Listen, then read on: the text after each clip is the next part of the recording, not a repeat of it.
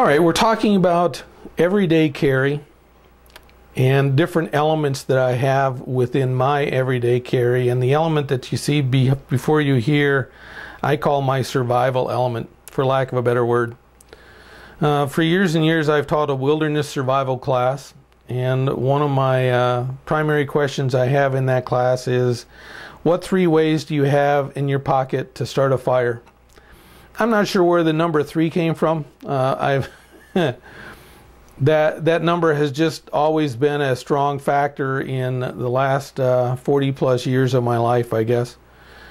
The idea behind it is I want to have 3 choices, 3 options, because nothing ever works the first time. Sometimes it doesn't work the second time. Most time, by the time you get to your 3rd option, you're going to have success at some level. So 3 ways to start a fire. Let's talk about why a survival element, and then within that, why is fire important? The reality is, going into a situation where you do need to use your everyday carry tools, and in this case the survival element, it's usually a surprise. It may be that you're driving down a winter road, it's the middle of the night, you hit some black ice, you go into the ditch, there's a blizzard coming, and you're in trouble. You may be out of cell range, you may not. What tools do you have with you at that instant that's going to give you a hand? There's a rule of 3 that hangs out there in survival courses. 3 minutes without oxygen, 3 hours without shelter in a severe environment, 3 days without water, and 3 weeks without food. And that's the rule of 3. So what we're trying to do here is fill a couple of those in the shelter environment.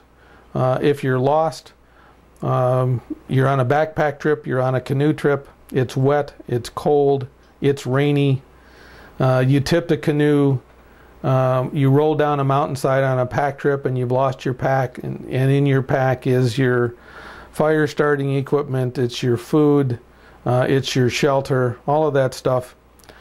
This gets down to basics so that no matter what, you always have in your pocket a way to start a fire.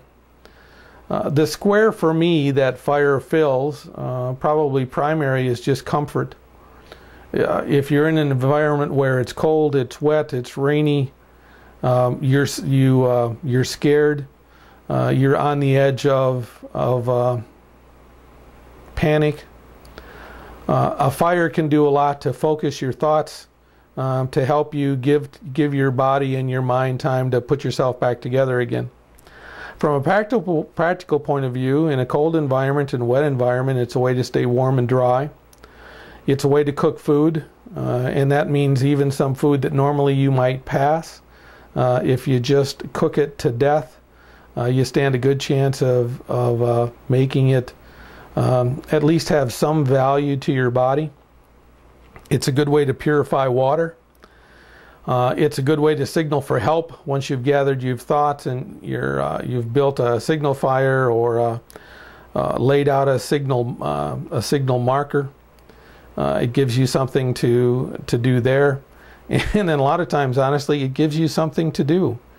If you're in a crew of 1 or more, chances are, especially if you have people that have little or no wilderness experience, you can just kind of look in their eyes. You can see panic, you can see fear.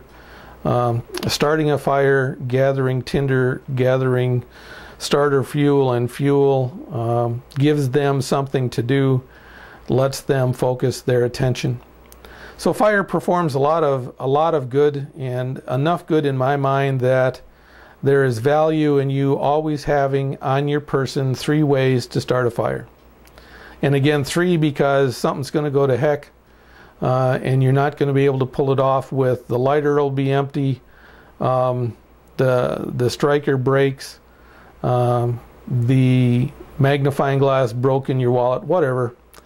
And if any of you have ever tried to build a drill out of raw materials meaning that you've found the branches, you've made cord, you've created the drill. It's a lot of work, and unless you practice that skill, and I'm not saying you shouldn't, ways to accelerate the fire starting process are handy to have. So let's talk about them.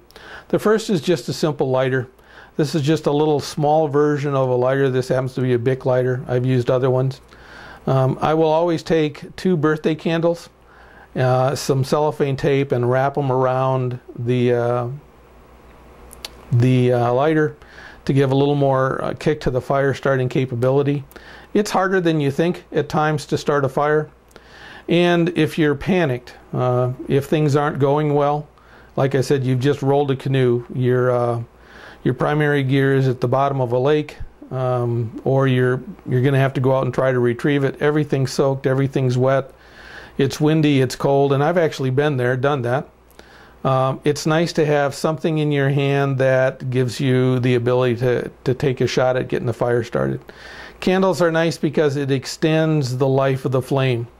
Obviously, you could keep the lighter open and on for an extended period of time, but you never know. You know, it depends how fresh the lighter is. I change mine out every 6 months, whether it needs it or not. But a candle will extend the flame time so that it has time to convert the tinder or the small fuel to begin burning on its own. It just gives you a little extra lease on life. It's worth the $1.50 you got here. Right behind that is a fire starter, spark starter of one thing or another. I mean, there's a bunch of them out there. There's a Swedish-made one that's pretty popular that I have in my backpack.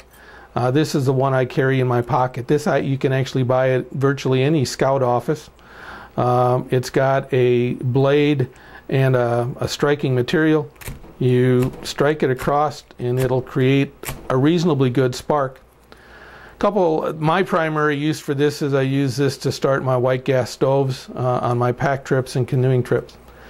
But it's very effective as a fire starter too. It's just attention to detail when you do that.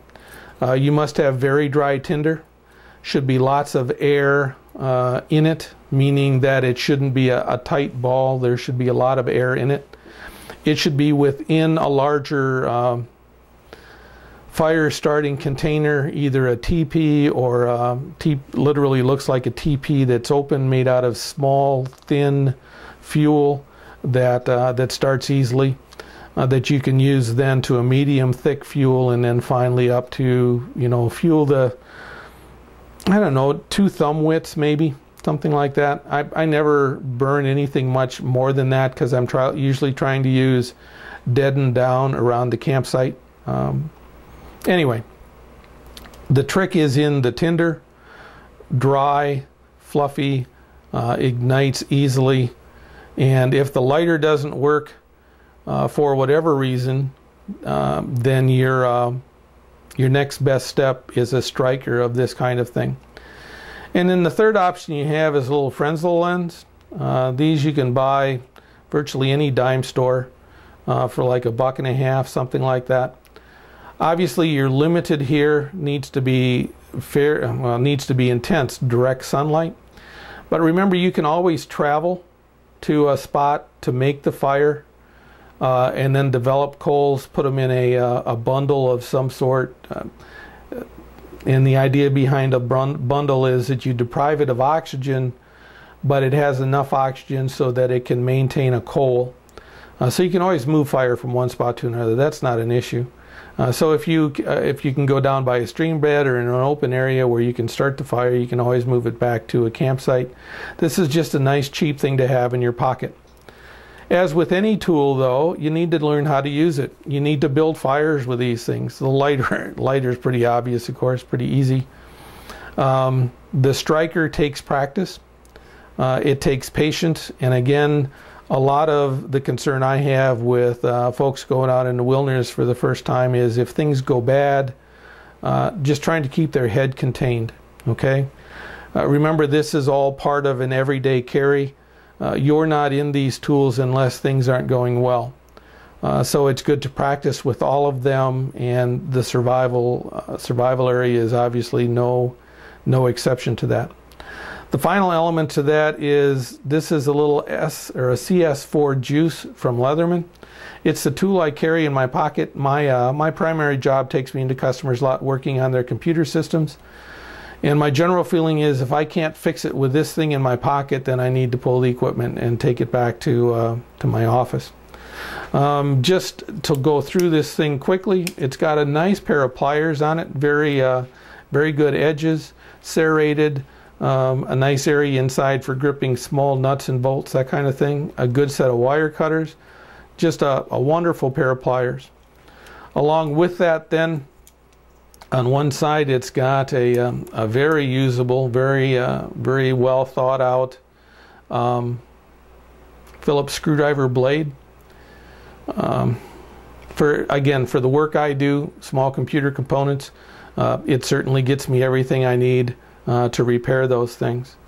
On the other side then, it has 3 different sizes of flat blade, which works well with virtually any size screw. I'm trying to say enough nice things about this particular tool. I can't. It's perfect. It's perfect to have in your pocket. You just need to stop listening to this video and go buy one and throw it in your pocket. Some other outside tools for those of you that take a bottle of wine along on your pack trips and you forget the corkscrew, or you're at a neighbor's house and you forgot the corkscrew. It's got a usable corkscrew. It's not great, but it gets the job done.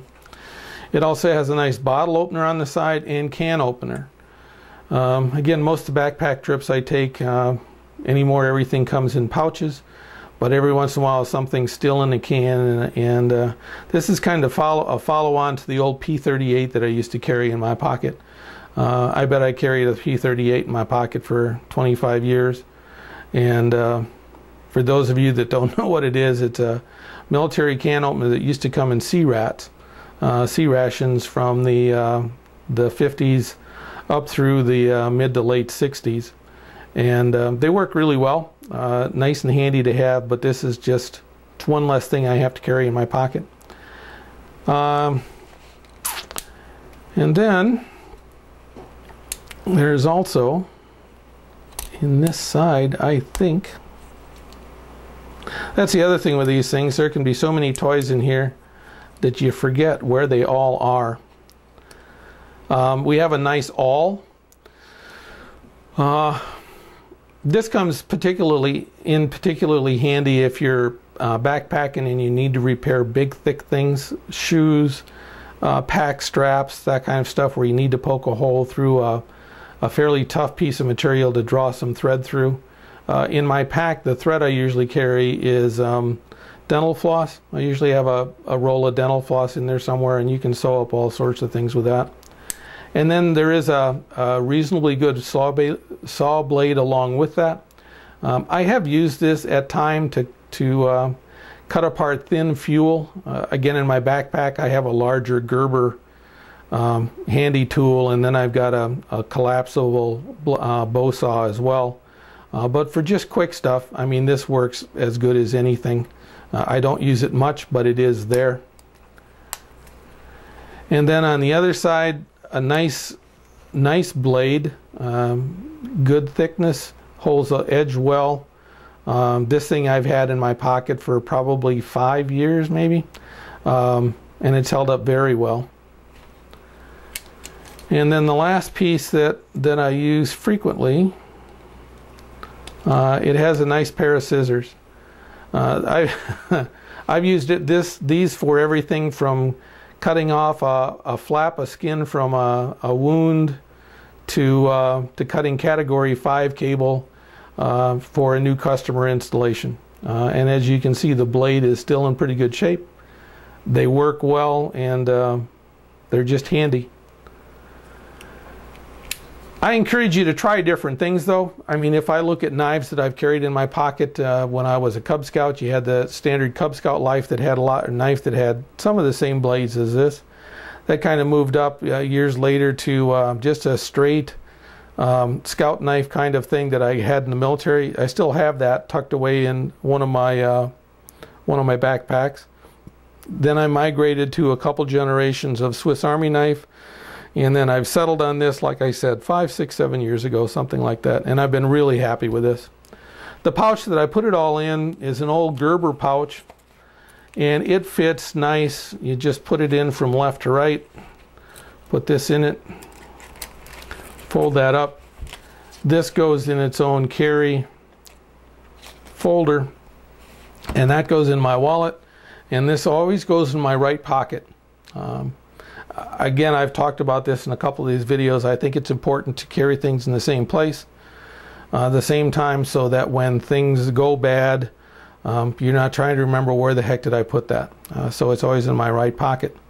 And my wallet is always in my front left pocket. And this is always in my wallet.